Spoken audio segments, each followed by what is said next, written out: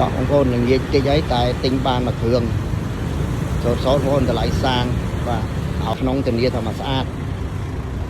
បាទក្នុងcolor បងប្អូនបាទក៏ឲ្យចុចនេះឯកសារទៅទិញបងប្អូនបាទកាតគ្រីគោលបញ្ញាទៅមានទាំងអស់បាទឡានស្អាតគ្រឿងក្នុងថ្មីបាទគ្រឿងក្នុងអែមបាទបងប្អូនឃើញអញ្ចឹងបាទក្លុកកលៀតអត់ទាស់នេះបងប្អូន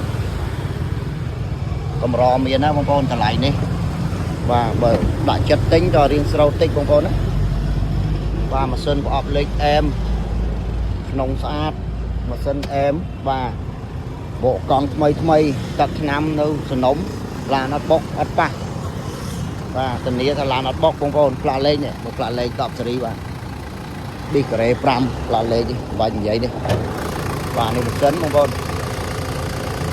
បាទបងប្អូនណាត្រូវការឲ្យមកតាក់ទងមកបាទកម្រមានតម្លៃនឹងណាបងប្អូនណាបាទ Range Rover មួយសុទ្ធ06បាទពន្ធឆ្នាំតែ250000នេះបាទធានាឡានសំណុំបងប្អូនបាទបងប្អូនមើលក្នុងថ្មីហ្មងបងប្អូន